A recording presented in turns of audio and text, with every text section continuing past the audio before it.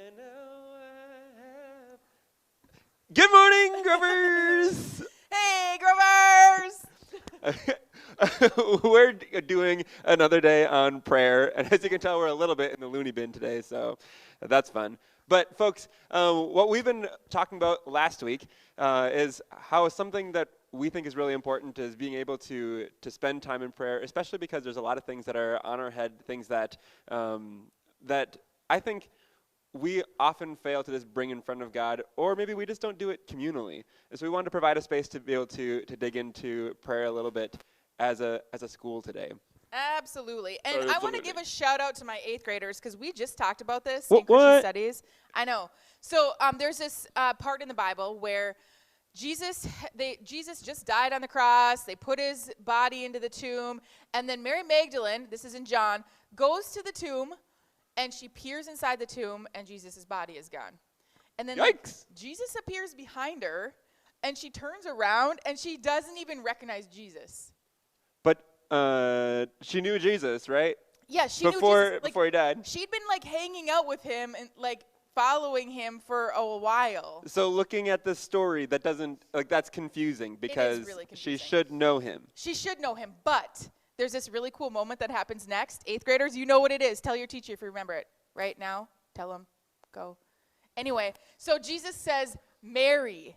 And it isn't until Jesus says her name that she recognizes that it's Jesus. So that reminds me, I just had a deja vu this morning that I'm not sure if it came from you or where it came from, but that reminds me of a different story in the Bible, in the Gospels somewhere.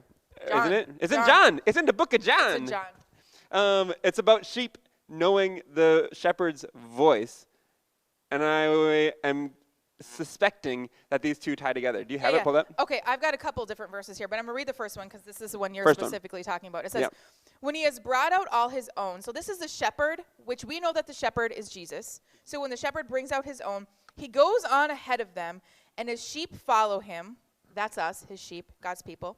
And his sheep follow him because they know his voice. Yeah. So knowing the voice of God. There's a lot of things in the Bible that are they're just questions. And one of the things that I have when I read that resurrection story is I'm like, wait a second, shouldn't Mary know Jesus? What I'm learning is that whenever there's one of those questions, it's something to investigate. I have a feeling it probably is trying to tell us, hey, yo, you should remember this. You should remember that the sheep will know his voice. Yeah. So it's kind of like this. Mr. Norrell, have you ever gotten a phone call from, I don't know, say your mom or your dad, and it's just like, hey, Paul, it's me. Give me a call. Bye. And they don't ever say their name? Yeah, thank goodness for caller ID because I would never, wait. No.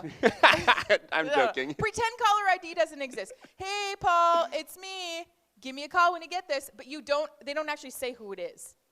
This could be a fun game where we have somebody on one side and somebody on the other side, and they just talk, and you have to guess who it is. It would be a fun game. Yeah. But you've had that happen, right? Yeah. But you know that it's your mom. When a person says it's me, you know them well enough to know who me is. Yeah. So it's like you know their voice because you're used to listening to their voice. Right. So even though your mom didn't say, hey, Paul, it's me, your mom, call me back, you still knew it was her.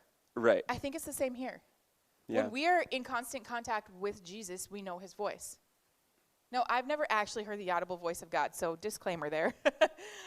Some of you maybe have, but I have never actually heard his voice. But I know when God is speaking to me because when I'm in constant contact with God, I can recognize him speaking to me. And sometimes for me, it's a feeling that I get in my heart or it's a thought that comes to my mind. And so it's important for us to be in constant contact with God, I think. Well, and it's something that we learn, too. It's like I didn't just inherently know my parents' voice. I learned my parents' voice over a period of time. And so it's not like all of a sudden I'm just going to know what things are coming from God in my heart or in my mind. It comes with practice and constantly listening for and testing. Does this actually come from God? And I think, and we're talking about prayer today, this is a space where we get to learn God's voice. Like we often think about prayer as us telling God all of the things, but actually prayer has another piece to it where we sit in his presence and like we let him say things back to us. We actually like there's little nuggets of things that just land on our heart, and we're like, is that you, God?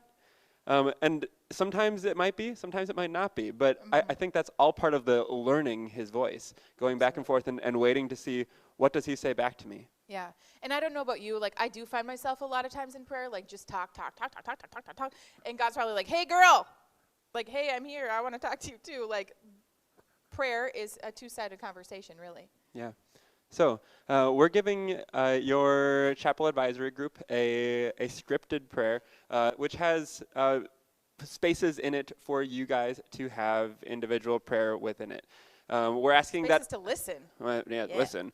Listen to whatever. But we're asking that a student in the room takes this sheet of paper with the scripted prayer and leads your group, and provide those blank spaces so that as a group you can maybe pray the things that you're feeling prompted to pray silently or whatever that looks like, but really be mindful of what are the things that you feel led to pray about. What are the things that you think God is asking you to be in conversation with him about? Yeah, perfect. Do we want to pray them out, or should we just let them pray themselves out? We'll let you pray yourselves out. I think we've been long enough. We'll let you guys pray. Enjoy yourselves. Listen to the voice of God. Talk to God and see what's up, what he has for you. We'll see you guys later. Bye, guys. Bye.